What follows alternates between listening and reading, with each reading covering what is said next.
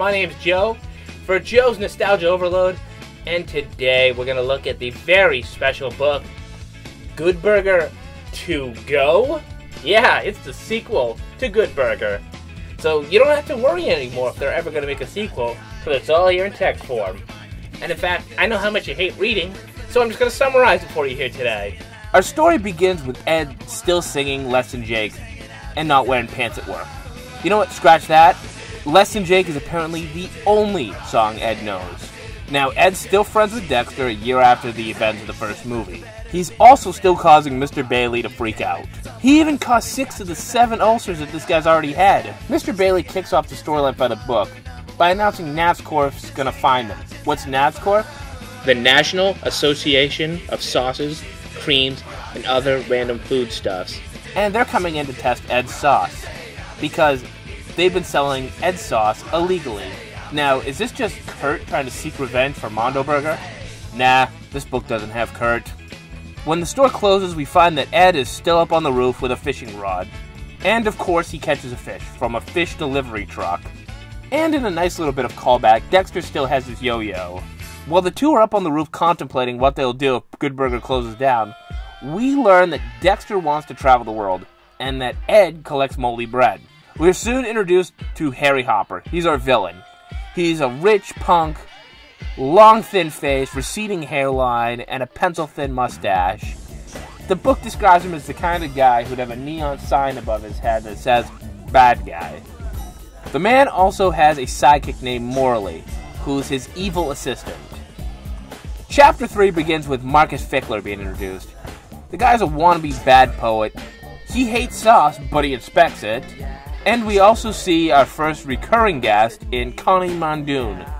She's still ordering at Good Burger despite never once getting good service. Connie Mondoon is the type of woman who likes to repeat her name and work it into every sentence, according to this book. She also comes from a family of people who don't drive. I don't know, just throwing that out there. Chapter 4, we meet Lawrence Hopper III.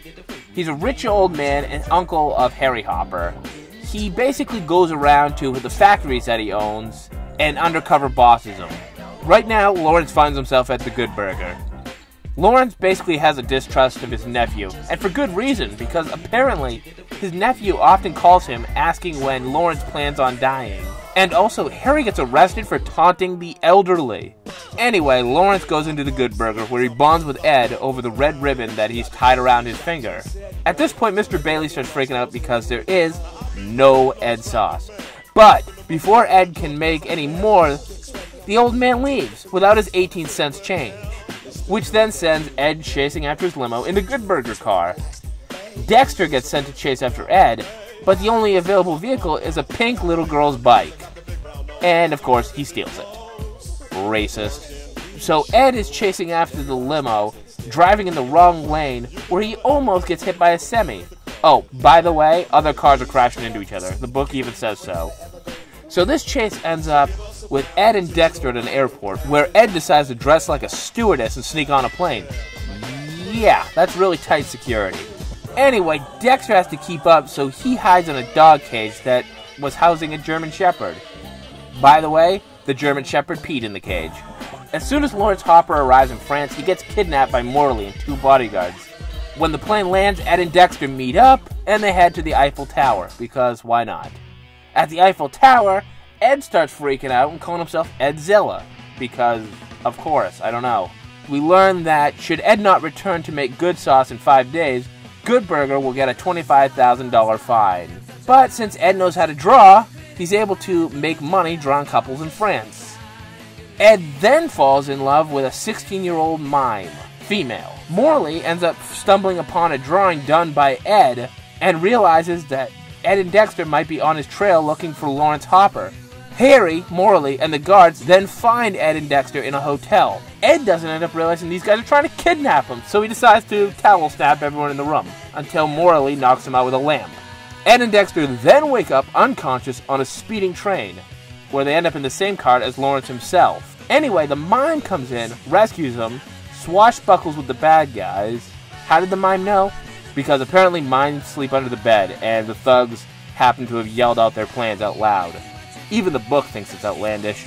A crate ends up falling down, knocking out Morley, and then they all end up in a little German town called Achu. You get it? Because the book describes this town being named during a sneezy press conference. Harry is planning to frame Lawrence's kidnapping on Ed and Dexter. So Ed and Dexter are able to escape in a horse and carriage, and they head to Castle Flugendorf. Anyway, they end up losing track of the heroes as they make way to a deer wiener schnitzel parade.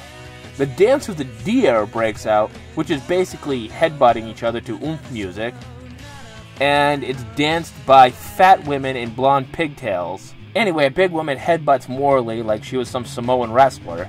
Lawrence and Ed and Dexter and the Mind try to escape by hot air balloon, but before they can take off, Harry pulls Lawrence away. Now, as the hot air balloon leaves the heroes stranded in the desert, Harry ends up letting news reporters know that Ed and Dexter are the kidnappers, and they're actually holding his uncle hostage for money to pay for their nasty cheese addiction.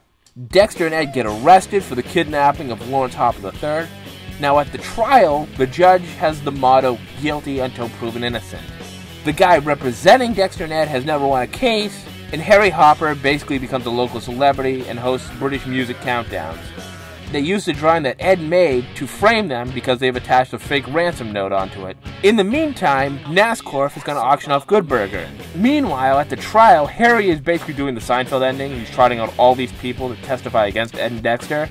But Lawrence is able to make his way back to the trial and basically saves Ed and Dexter from being arrested and says that he was bound and gagged by Morley. Ed is then able to finally give Lawrence back his 18 cents and change, and Lawrence remembers that the red ribbon on his finger is to remind him to give away his fortune to the first guy to do something selfless.